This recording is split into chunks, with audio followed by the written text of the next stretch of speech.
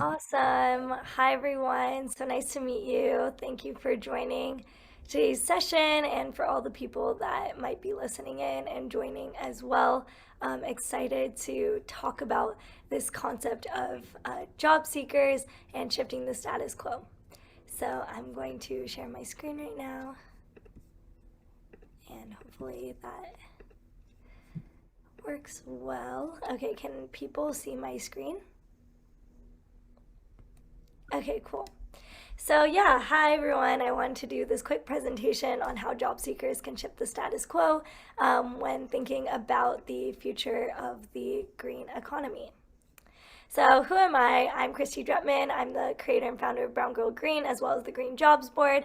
I graduated from UC Berkeley a couple years ago. I studied environmental policy and city planning, and was really passionate about thinking about climate change, advocacy work, but also how to make it more accessible and how are we addressing the equity gaps when it comes to bringing more people into the conversation when it comes to climate advocacy. And so that's why I created Brown Girl Green, which is a multimedia series. I do podcasts, blogs, videos, all sorts of content, all centered around environmental advocacy as well as the importance of diversity, equity, and inclusion. So I really try to center the voices of folks from marginalized communities and really try to hone in on the need for more education around a variety of environmental issues and issue areas. Um, and yeah, and so what I wanted to talk about today is that I focus on environmental justice, digital media and storytelling, and environmental education and advocacy. And what is the Green Jobs Board? So the Green Jobs Board is a platform that provides a single source of for environmental job seekers seeking to discover and educate themselves on employment opportunities with companies and organizations that prioritize sustainability, as well as diversity, equity, and inclusion in their work. And so, what does that mean? Basically, companies, nonprofits, government institutions, all over the board. I'm sorry, my Slack is going off. Let me close that off. Basically, they are all focused on, you know, caring about sustainability, but making roles and opportunities more accessible to more diverse, talented job seekers. So yeah, people contribute to post with us. We are mostly US based, but we are expanding to other countries soon. We are a small team, and it's been a really cool journey to get to share resources with people on the internet, and you'll see the next slide. So this is us on Instagram, at least. Like, we operate in a way where we make job postings very visually appealing and accessible for more people to learn about current opportunities, companies, organizations, as well as positions. We're really passionate about making sure that we put location, the accessibility of the platform for more people, and really focusing on just getting people more easily hired into green jobs. So that basically is what the Green Jobs Board is about. You can check us out on Instagram and LinkedIn to get involved. And yeah, and I would love if we could just take a second, if people could answer this question on how can we make more green jobs accessible for more young people to grow and thrive in this field. And I'm going to do that really quickly. So if people can comment while I shut off my Slack notifications, that'd be great. And the question is just, again, how can we make green jobs more accessible, especially for young people to grow and thrive in this field? Also, because we're a smaller group today, folks can just come off mute if they like. Yeah, totally.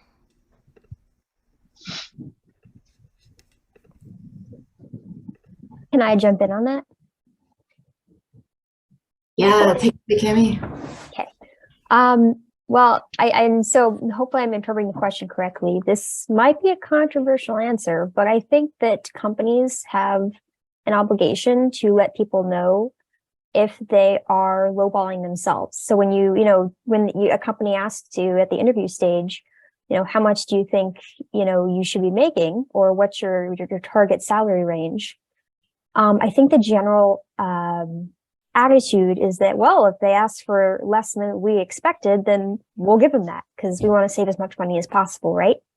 But I think that if we do that, that perpetuates the case in which, people with more privilege, with better access to resources, friends in the industry, are more aware of what they should be making, while others, maybe you don't have parents in the industry, maybe you don't have friends in the industry, you didn't go to, a prestigious school, you may not know like what you should be making or the appropriate salary range. And so I think that companies have a responsibility to, let their interviewees know, no, I think you're worth this, or I think this is an appropriate amount that this job, affords you.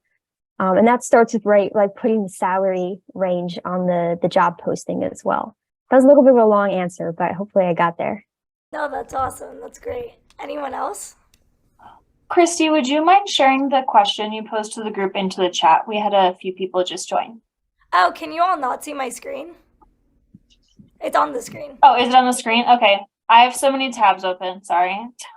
Yeah, I was like, I think You're it's on good, the you're good. screen. Cool.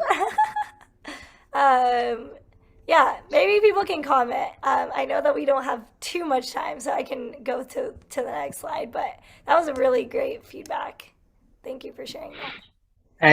I'd like to make one comment. So, Oh, sure. Go ahead. Yeah. One pathway that I think would be useful is to help people figure out how to learn something new in such a way that they can apply their existing knowledge and skill sets to addressing the climate problem, so that they can pivot, relatively easily from where they are to climate jobs.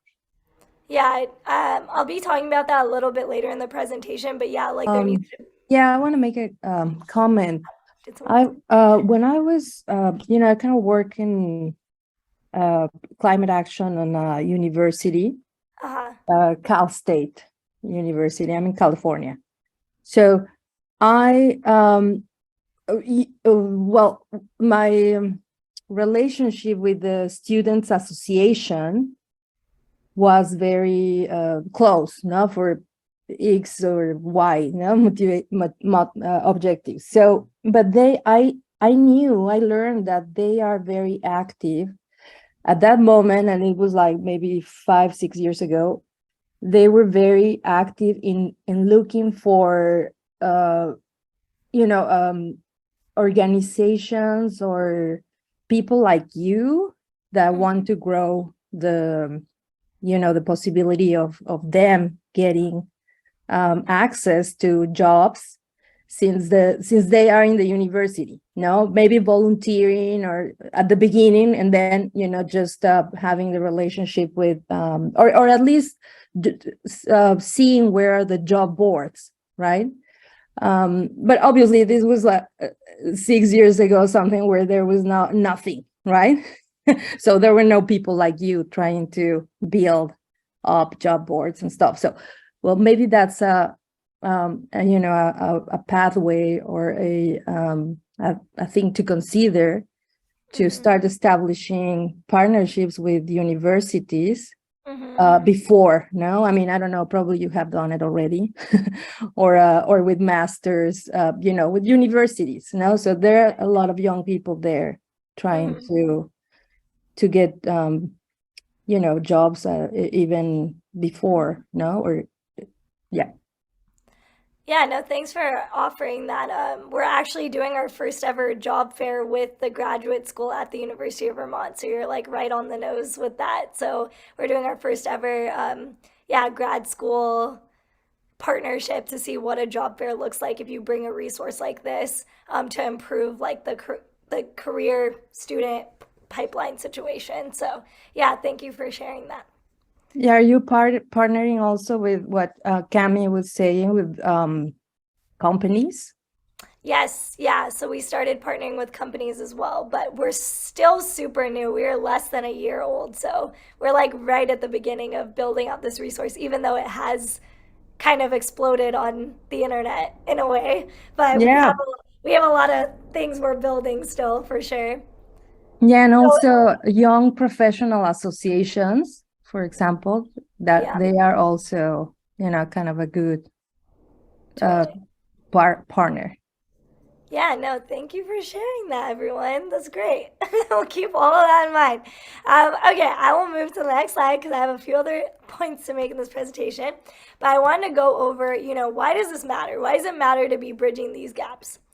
Beyond just the obvious climate crisis that's going on, there's a huge shift. It's projected, it's not on this stat, but the International Labor Organization projects that there's going to be over 20 million jobs created worldwide if the right policies are put in place to push for renewable technologies, to think about circularity, think about addressing the waste that comes from products, putting that back into circulation, things like that. There's a huge employment shift, so there's a lot of opportunity for more people to work and get involved in climate jobs. It's just a matter of how do we get people in there?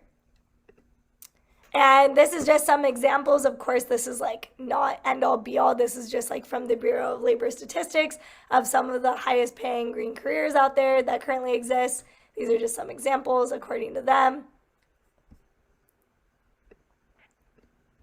And these are just some of the fastest growing green jobs with great salaries that currently exist right now. So it's at, the green bar is where it's estimated to grow in 2026. That's a lot of environmental scientists and specialists, environmental engineers, technicians, folks that are going to be working on renewable energy technology. So these are just all things to think about. If you currently have that skill set or are working in that space, how can you continue to grow and stay on the pulse where, green jobs and green careers are shifting? And then similar here, it's just environmental specialists. This is according to Indeed, which is, another job recruiting platform, on some of the skill sets that are there. But as you can see here, these are very traditional environmental jobs. I feel like it doesn't really encompass or fully capture what is possible. I mean, I personally would consider myself an environmental expert, but I don't fit into any of these categories. And so I think another important part of the piece of the puzzle is that I think a lot of job seekers feel intimidated when they want to work on these issues but think they don't have the skill set or the expertise that fits, one of these traditional categories, which, could lead to a lot of people not necessarily wanting to be in the field because they feel like they don't fit in it or they don't think that their skills are transferable. And then when it comes to diversity and inclusion, I mean, this is mostly for nonprofits, but this is a report by Green 2.0, and it showed that among 40 green, mainstream nonprofits, only 20% of their staff identified as people of color, and only 21% of their senior staff identified as people of color. And so we're also saying that when it comes to climate work and the future of the green economy, even with all those jobs, is that really going to be diverse? Or is it going to be the same people that maybe had access to X type of degree or resource or grew up in the right, zip code? But we don't really have time to afford that when, especially BIPOC communities, low-income communities are on the front lines of the climate crisis. And, could there be co-benefits as we're building this green economy that job seekers could also be thinking about that? Could these jobs or these organizations that are emerging also help create co-benefits for my community? So these are some non-traditional green jobs that I felt like are emerging, but I feel like, don't make a lot of these mainstream lists on what a green job is. And I would say some things I think don't get considered are media and broadcast, especially when it comes to journalism. Digital marketing and social media, definitely how the marketing world itself is shifting is impacting the way in which climate information and education is getting out in the public, whether that be an academic report, whether that be a conference, whatever. accounting, just so, just being able to, when it comes to carbon capture and sequestration, being able to do proper like reporting. Obviously that's more literal accounting from a science perspective, but also accountants, I need an accountant, so many other popping up organizations and nonprofits of, people might be an accountant, but maybe want to work for a values aligned organization. There's like little things like that I think that need to be considered. Data analysis is going to be super critical, again, with carbon sequestration projects, being able to measure and compare their, effectiveness. There's not enough systems for that, to be honest with you. Web developers, again, like I feel like there's really bad UX on a lot of nonprofit and company, websites, which is no shade at anyone, but it's like, these days people consume information so fast. And if you have a janky website, like, that's going to make people not want to maybe consume your information or pay attention to what you have to say as much. So we need more of that. People who can do environmental social governance, consulting, holding corporations accountable, doing proper reporting, again, to collect that data and be able to educate, because there's not enough people who are doing that right now. And then also like people who work in like climate tech, or are managing like really big financial accounts. You wouldn't think of them as climate people, but let's say they could encourage people that they manage their portfolio to, instead of move their money away from fossil fuel industries to renewable technologies or the circular economy. People don't view that as a climate job, but that is a climate job, or climate tech, moving people from the tech industry with all these tech layoffs into climate jobs. That is also, the opportunities that we could be shifting people. So some key aspects of the green economy is ecology, equity, and economy. And I think why I brought all of that up is just because I think we have to think about like, where are you as a job seeker? Like, where are you within that, trifecta of your interests? And usually it's all three, but it's just something to think about. So maybe there's some ways you want to make your job more green if like that's not currently where you're at, or you want to build your skills to get paid more. There's ways you can get certifications. There's curriculum programs.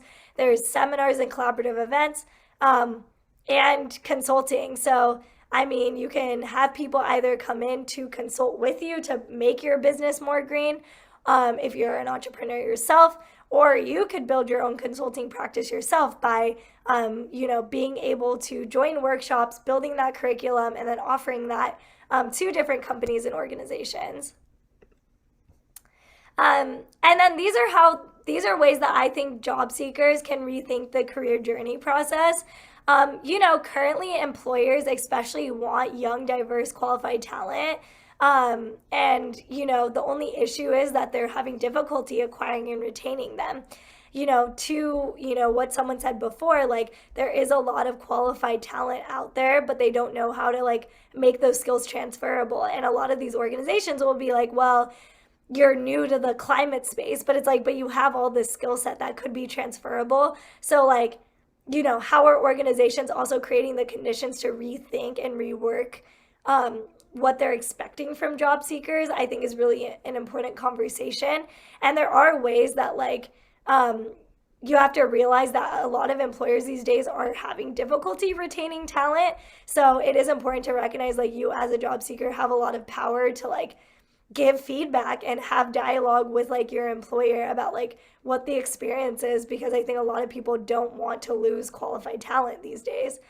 And then when it comes to networking, it can be reshifted from just something that's very transactional, as just like I'm here to get X opportunity or whatever, into intentional relationship building. Not only will that feel better energetically, but it'll also make you build these intentional relationships that aren't just these one-off conversations. Like, of course, coffee chats are great, but like if you're going in it just wanting to get information from someone and then you're never going to talk to them again, at least for me, when people have done that, I don't build a relationship with them anymore. The people who I've actually wanted to mentor and support, showed respect. They built an intentional relationship with me, asked me questions, kept following up and checking in with me. It didn't feel like this one-off thing. It felt like we were building something long-term, and that made me more inspired as like a mentor to want to give them more opportunities. So, there's ways you can do this by attending conferences, networking events, sliding into someone's DMs on social media, make it less serious. I think, of course, it depends on the person and their age range on accessibility of how they communicate, but I think we need to rethink that like networking is not just networking. It's also about how can you build these longer term relationships to improve your career process. And then lastly, I think organizations need to provide more resources and funding to create things like incubators and fellowships to make it easier for job seekers to transition into these roles. Again, it's a bit difficult to be like, oh, I want you to create this so I can have that. But you can always like get into those conversations with those companies and be like, I'm fresh out of college, or I'm new, or I don't have that skill set. I came from X industry. Do you all have any fellowships for that? Again, this is very new. It's emerging. Only certain companies are doing this. But by you having that conversation with either a hiring manager or someone who has that, like you're starting to plant the seed that this is something that some of these climate-oriented organizations and companies need to be thinking about. And last thing, you can join working groups, Slack channels, Google listservs. These are all great community spaces, again, to join events, build community, and not make networking so intimidating. Another thing is finding mentors to help you. Mentorship has been very critical for me to be able to do anything with the work that I currently do. It's really valuable to maybe seek out mentors by looking up shared skill sets or organizations you are really excited or inspired by, and reaching out to them. You don't necessarily have to say straight up like, hey, will you be my mentor? But you can be like, hey, I want to get to know you, I want to build this. And then over time be like, I'm learning a lot from you. I would love to have a bit more of a formal like mentor-mentee relationship with you. Could we set up, a cadence of once a month or like bi-weekly where I can just check in with you about my career progress. I can share what I'm learning. And there's people out there that are open to that. So just don't be intimidated by that. Like if you find the right people, again, it's kind of like a weird dance where not everyone's going to be good fit, but there will be at least one person that is. So don't discount that. Another thing is asking current employees about work culture and bringing this up in informational and formal interviews. Actually asking people, what is the day-to-day? Don't be afraid to ask those questions. It's important to know, like, is this a good culture fit? Because as much as something can look good on paper and even your skill set, a culture fit is very important, more than you can even realize. And the last thing is when it comes to salary negotiation, let's say you actually, get the deal, get the offer, but you're not really satisfied with the salary they're offering. Make sure to build those relationships with your peers, mentors, and colleagues that work in the same field as you or industry to get advice on how to negotiate. I also included this resource in here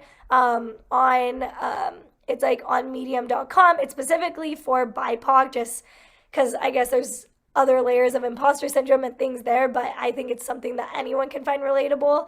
But it's just 7 salary negotiation tips for BIPOC folks. You can find it on Medium. And it really talks about like, owning your power, being able to negotiate, asking the right questions, and comparing it with colleagues who can help you, put together a salary negotiation template, email, things like that can really help you feel empowered that you're not just accepting the first deal on the table. So critical tools that were helpful for my success and career journey. One was mentorship, as I was saying. Curiosity, again, like don't just say, oh, I'm X thing, so I can't do X, Y thing. It's important to be curious and ask the right questions on like, well, what would I need to do to build X type of skill set? Who do I need to talk to? How can I ask for help is really important. Having a commitment to learn, grow, and help others. So always being committed to your own growth process. Don't get stuck in like, oh, like I'm too late or it's not good enough. Like challenge those thoughts and keep growing and learning, and making mistakes is really important. And as you're learning that, share that and help others. I always believe that you're only as good as the people that you help. And so it's important that as you're building your own journey, how are you looking back and also sharing that with other people, giving back in that way, because it also strengthens your ability as a mentor over time. And lastly, finding community via networking and relationship building. I built my whole career using social media. That's not for everyone, but like I would say that like I wouldn't be where I am today without relationship building. And I live, breathe, and die on that hill for sure. Where I know that relationship building, if you do it right, you do it intentionally, it can change your entire life. Because I'm living proof of that. So I would say definitely don't underestimate that, and think about your intention, why you're building that relationship with someone, and how to get them on your side. So these are some steps to take as a job seeker. Know your value and how you're qualified. Start making lists and get comfortable with the script of why you're talented, why you deserve these opportunities, why you want to apply for X, Y, and Z thing. What is your why? What is your how? And what are you bringing to the table that confirms that you deserve that? And asterisk, even if you believe that you don't deserve that or those things aren't true, doesn't matter. Still write it down. Next thing is review job sites. Check out their education requirements. You may not need a degree for every position. Certain degrees are flexible. You may just need certification. You don't always need a PhD. Some positions you do these days, but these days, a lot of companies are becoming a bit more flexible about that depending on the position. Be proactive. Seek out internships, events, and experiences that will expose you to the industry. Definitely, like I was saying, be curious. Don't just be like, oh, I need this exact skill set, this exact organization or brand name. If you see something that sounds interesting but wasn't in your original roadmap, explore that.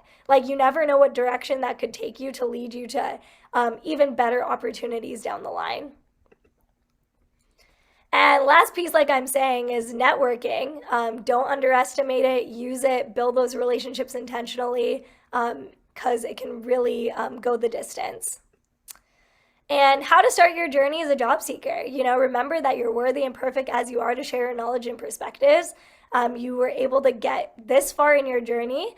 Even if people try to gatekeep and say, no, you have to be this way or you had to have this degree. The world is changing. The job market's changing. The recession has changed things. So it's no, people everywhere in a vulnerable state, employer and job seeker alike, it's important to ask those questions and believe in yourself. We need everyone to be working in this space. Don't let perfection be the enemy of the good. Always focus on your process, growing, changing, making mistakes, asking for help. Do creative brain dumps about your talents and specialties, doing creative free writes, even coming up with crazy zany ideas of some projects you want to work on, even if it's not work related. All of those things get you into a flow where you're not just, oh my gosh, I'm in this scarcity mindset of I'm not hearing back from all these places. It's no, how can I keep growing? How can I reframe that and actually figure out maybe I'm not telling the right story about myself through my resume or my cover letter or through these networking conversations. Maybe I need to take a step back and reclaim my power in that instead of being oh, no one likes me. You know what I mean? That's important. Reshift that. Find your mentors and start building those relationships. Like I said, even if you don't believe in you, there's someone out there that does. And lastly, don't be afraid to be curious. And even more importantly, be skeptical. Don't just accept the status quo.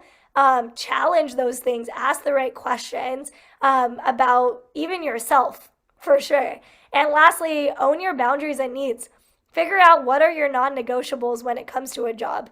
And also think about your transferable skills. I always think it's more important to go into a company or an organization or a job where you're going to hone in on a skill set, not just the name brand of the organization.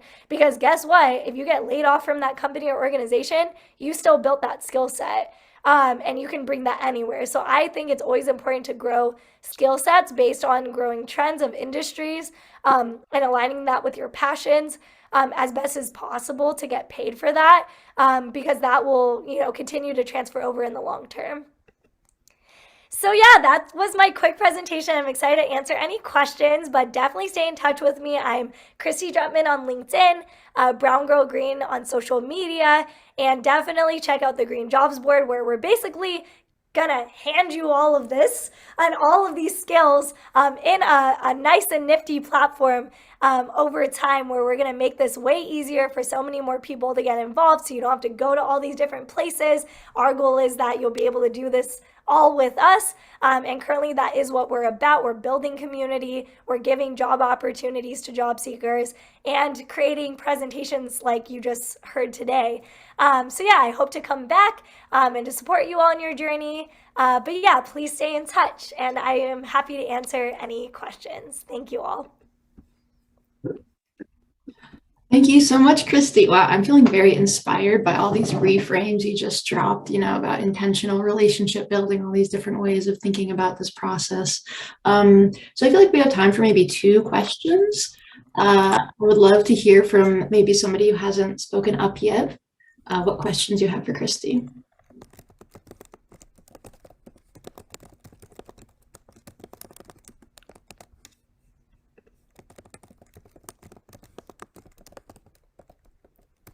I have a question. Can I just come off mute and ask it? Yes, please. So I know that networking is very important, but I am super introverted. Do you have any tips for I just have such a hard time with that. And I feel like that's one of my biggest barriers is that I'm not like a super outgoing, extroverted person. So do you have any tips to help with that? Yeah, no, 100%. I have a lot of friends who are introverts that I've had to help over time. It really helps if you can write out a mini script ahead of time. So if you're networking, write out like a script of what are the questions you want to ask ahead of time by maybe stalking the person's profile, checking out their skill set or their past experiences as well as companies. Like I said, going in, being very clear about what is the information you're trying to learn. I think it's really great to have bullet point talking points ahead of time, writing that out as well as the questions you want to ask. It's just great to have it as reference notes so that way if you get nervous, you just have your points to keep coming back to as a script. And then also you can always ask people, hey, can you repeat what you just said? I just want to take notes. If you're more of a listener than a talker, then do that. Have the questions prepared. If you're more of a listener than talker, just say, is it okay if I just take a lot of notes? And then once you take that, take a pause, take a beat, take a breath, and then follow up with them. And people who are patient enough, who are getting on a call with you, will allow you to do that and not get angry, So I recommend that. I think that's really helpful, Christy. And one thing I'd add to that too, folks that are members of ASAP and, being able to come to groups like this, you already have a common connection of being an ASAP member and part of this network. So being able to leverage, relationships that you already have and connections that you already have, so it doesn't feel as cold of a reach out, I think is a helpful approach too.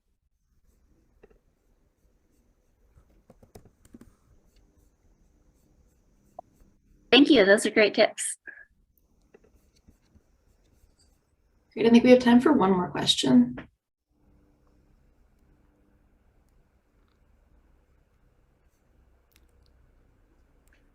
Do you have any tips for potential employers? Yeah, as in people who want to hire job seekers. Yeah, I think my biggest tip is that besides using the green jobs word, I would say that my biggest tip is that in order to create good company culture to want to retain especially young people, it's really important to create a culture that's not just focused on oh, you're going to work your way up the ladder and already creating this hierarchy. Young people are done with that narrative. They will quit. They will quit. They will leave if that's the vibe. If the vibe is off, young people, especially Gen Z, are nope, I'm done, which I think is really crazy and admirable, honestly. I don't know if I fully would do that, but I think especially for young people, it's important to figure about your power dynamics and how you're structuring things, and really helping people step into their own leadership is really important.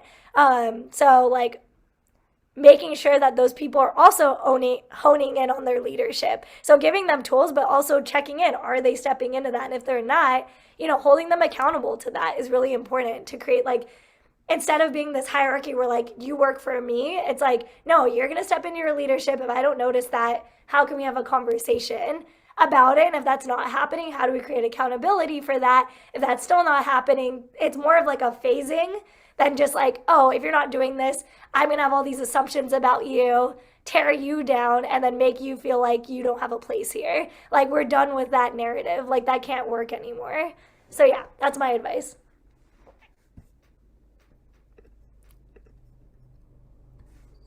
Yeah, Joshua. I think you raised something important about some of the challenges that younger folks and older folks have that are different. Like with younger folks, one of the challenges is people might think they don't know enough or have enough experience. With older folks, it's, oh, you might tell us what to do. You think you know too much. And I mean, I've been on committees where those are the conversations where it's like, we don't want to hire that person because they're going to come in and tell us what to do because they're too old, or the other way around. And we don't want to hire this person because they're too young and they don't know anything. Mm-hmm. So quite different framings. Yeah, I guess like the way that I've seen the in between is like, that comes back to people challenging like their own biases on both ends for sure. It requires a lot of self-awareness. And I think like that's why it's always important to also embed like not just waiting for a DEI training to address company culture or organizational culture, but like actually embedding that into the ways in which like you're checking in with people and structuring organizations, I think is really important as well. So thank you for sharing that. Great, thank you, everyone. So at this time, we have about 20 more minutes. We're going to take about 15 minutes to do an activity where we're going to just work on sort of what Christy was speaking on about intentional relationship building. So we're going to take 5 minutes to write and reflect. The idea that we had going in was writing a cold email, LinkedIn message, Instagram DM, whatever, to somebody who you want to establish a relationship with, who you want to start networking or building that connection with. If that's not where you're at, you could also think about reflections on Christy's presentation to bring into the breakout rooms, or also that suggestion of like, what is the script that you put together when you are in that informational interview, that first coffee meeting with somebody. So yeah, I guess 3 different options, and then we'll move into breakout rooms to share, reflect, give feedback on, are you talking yourself up enough in your cold email or script?